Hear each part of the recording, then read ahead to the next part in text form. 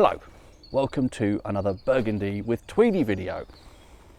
I'm now on the second bottle of the most recent case I purchased from Lay & Wheeler.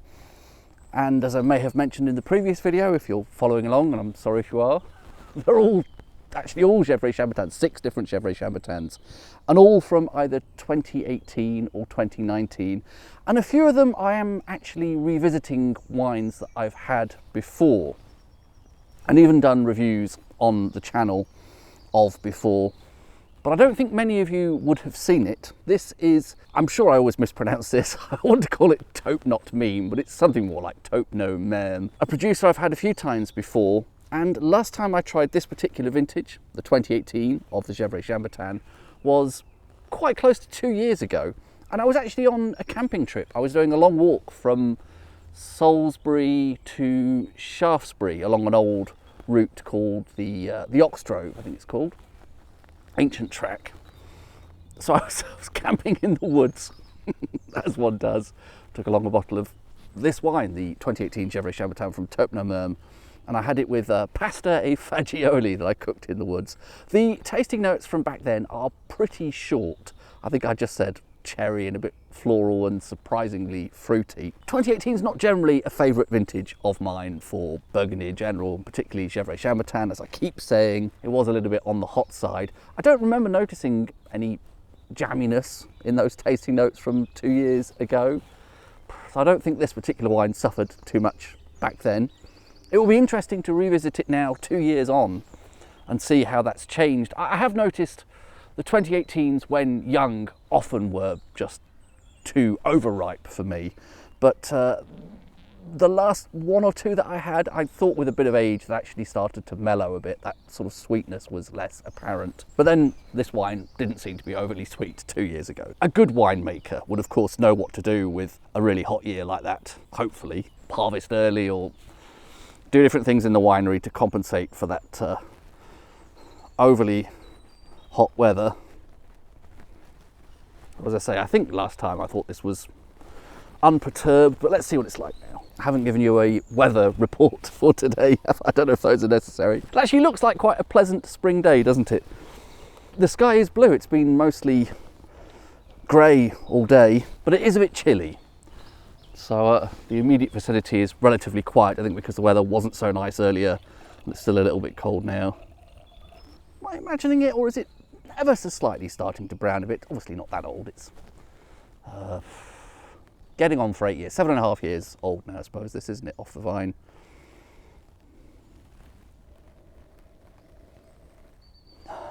Initial nose pre-swirl.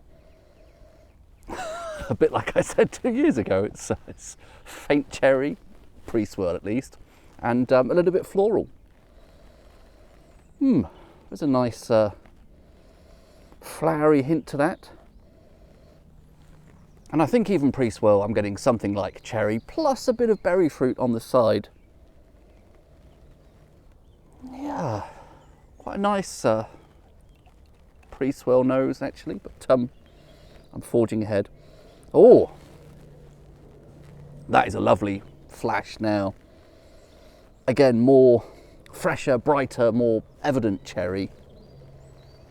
Definitely a bit of a floral hint. Maybe a little bit of Sous-Bois as well. I don't think I was noticing that so much 2 years ago. Both times I tasted this, I was sat on the floor of a wood, different wood. It was a beech wood, if I recall correctly last time.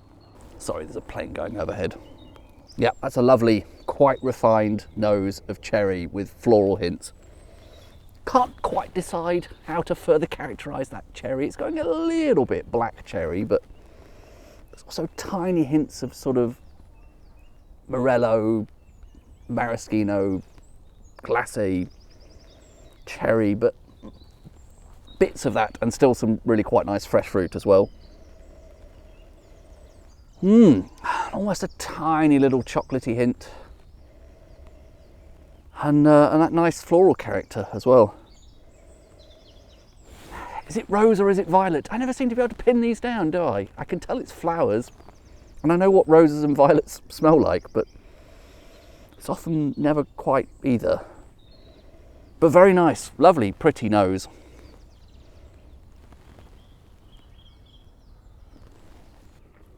On the palate, that is silky smooth, lovely mouthfeel to that, really definitely silky, that's the word I would use.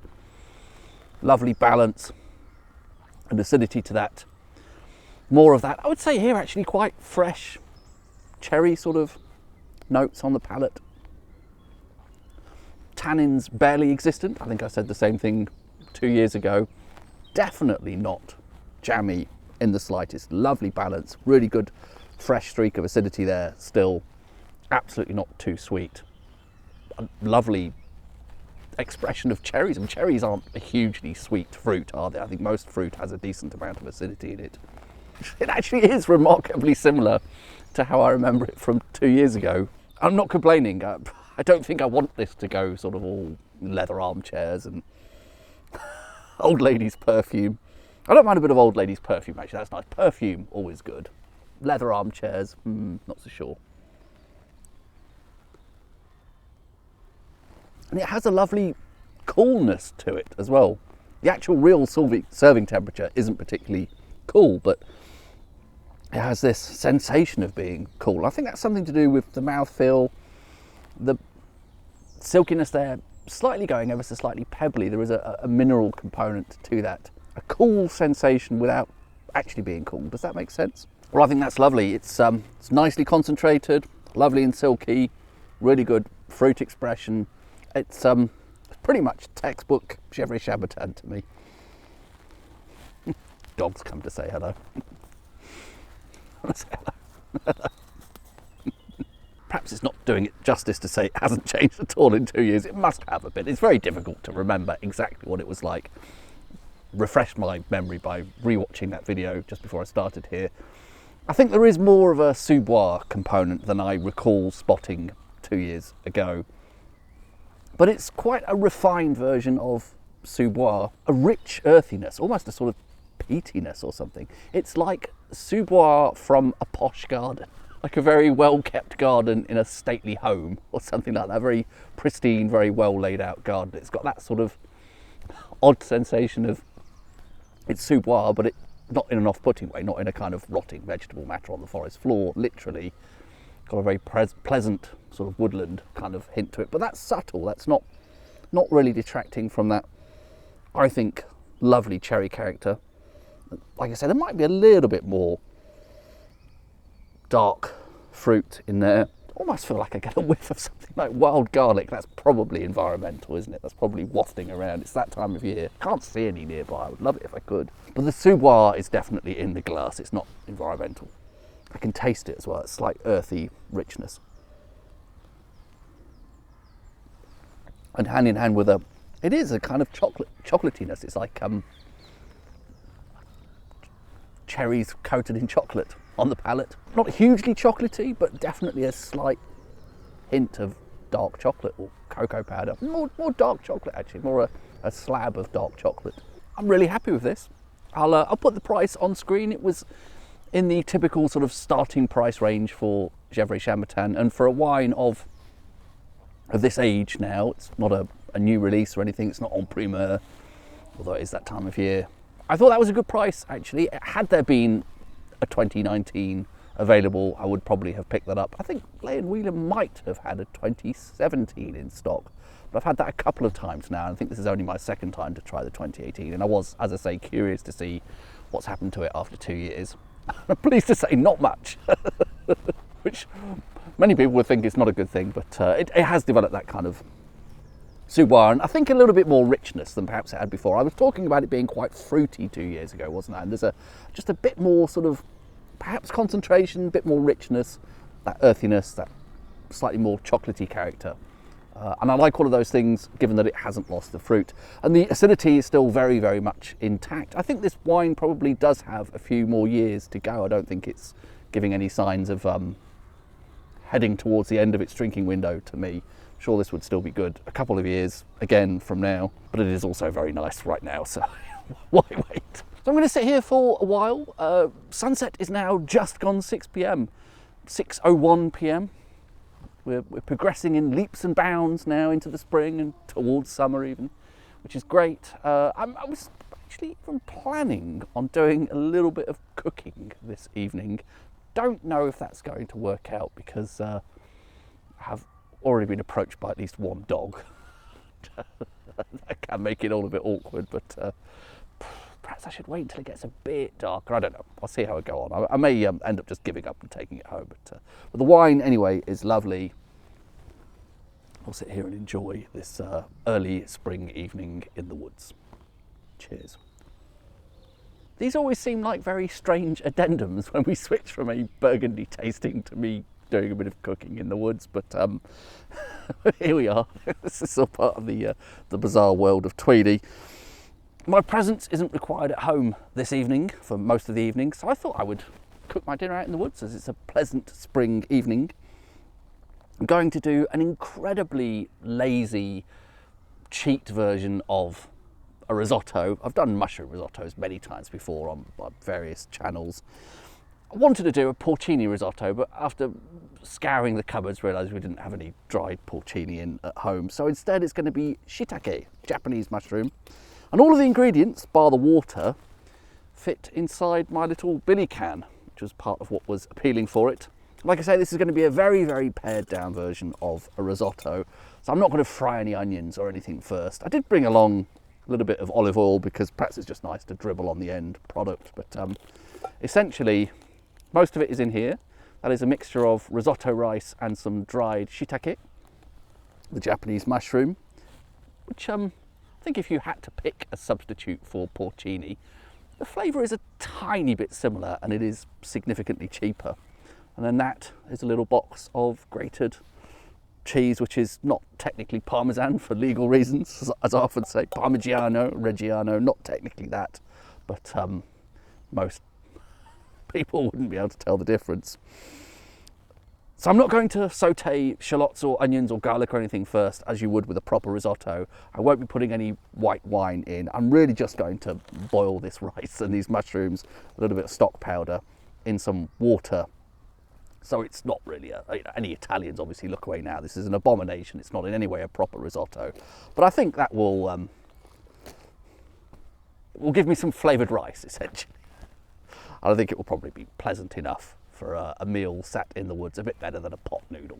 Fairly convinced.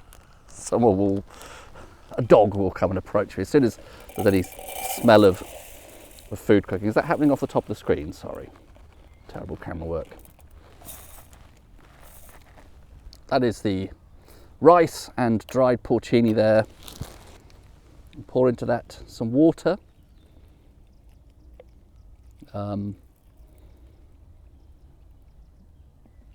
This is about 500 millilitres of water, but that's irrelevant because I didn't tell you how much rice there is.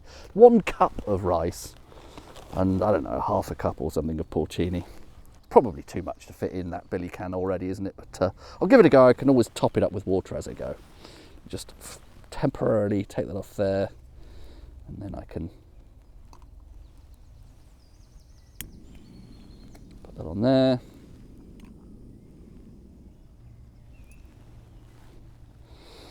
There we go, lid on.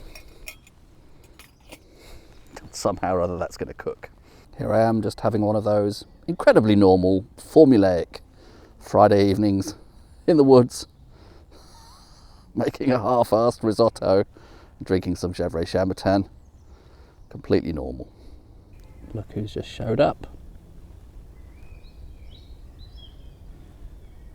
You've probably smelled the half-assed risotto, haven't you? Forgot one ingredient, a little bit of stock. It's seaweed stock, in fact. Things have a habit of going a bit Japanese whenever I improvise cooking last minute. There's a lot of water now, isn't there? Perhaps I overdid it with the water. But the rice and the shiitake will absorb quite a lot of that. It'll be something. Whether or not it's anything even remotely resembling a risotto is to be determined.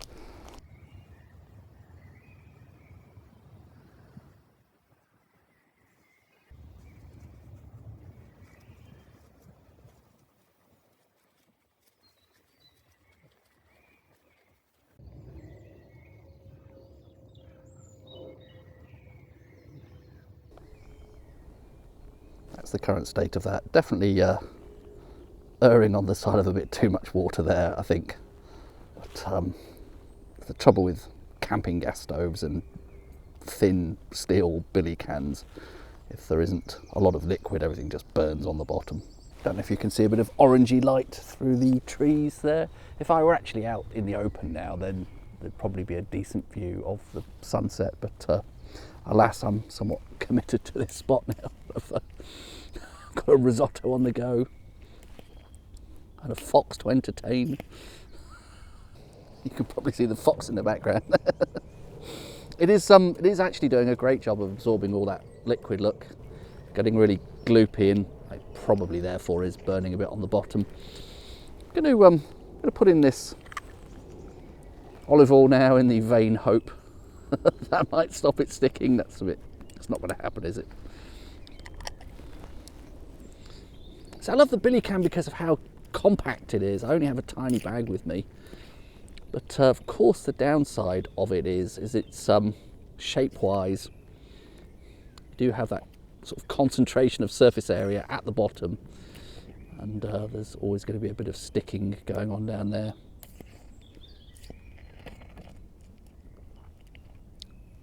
Wonder how that rice is getting on in terms of how cooked it is.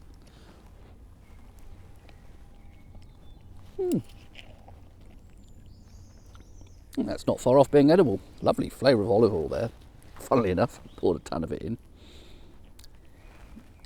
I might actually, here's an idea. Why don't I put the cheese in now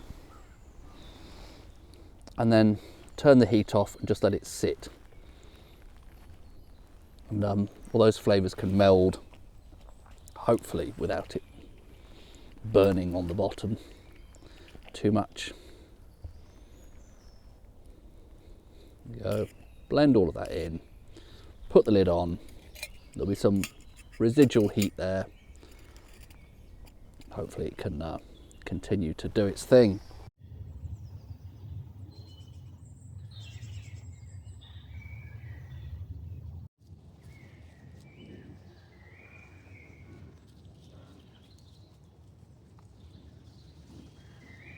I've let this sit for 10 minutes perhaps.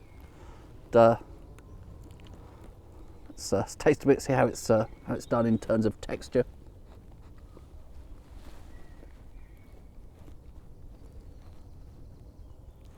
Well, to me that's just right. It's soft on the outside, got a tiny little bit of al dente bite on the inside, which is the way risotto is supposed to be.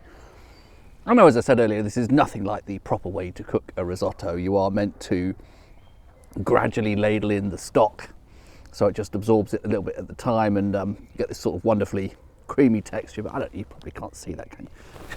Shall I angle this down? Terrible camera work time, so you can see what the texture's like on that.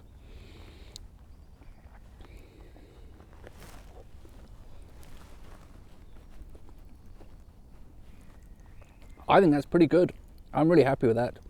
Got a decent amount of flavour from just that seaweed stock, the stock that the shiitake will have given out, and that not quite parmesan for legal reasons. Recent studies showed that actually foxes do eat a certain amount of dog turd in urban areas. I'm sorry, these are just facts. So at least nutritionally, anything is surely a step up from that. But perhaps not a good idea to set the foxes' expectations unrealistically high. I'm happy with that for the extreme shortcut nature of it. Hugely less effort than the proper way of making a risotto. And it's hot and it's satisfying. It's got a decent amount of savoury umami flavour. I don't think it's too badly burnt on the bottom, but won't find out for sure until I get to the bottom. I'm going to sit here and enjoy this, and I am being watched by the fox. Shall I turn the camera around so you can see? The fox is watching me. I feel a little bit guilty. I don't think you can really give mushroom risotto to a fox. If I put the camera on, the fox retreats, but I'm just trying to show how bold this fox is. It comes within about a metre of me, and I am, of course, very aware that that is still a wild animal over there. As soon as I move, it it flinches.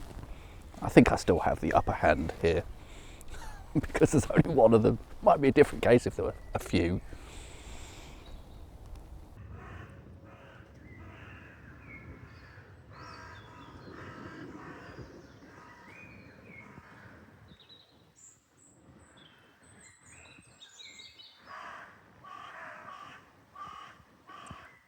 I think the light's going a bit now, isn't it? My friend the fox is still hanging around, ever hopeful.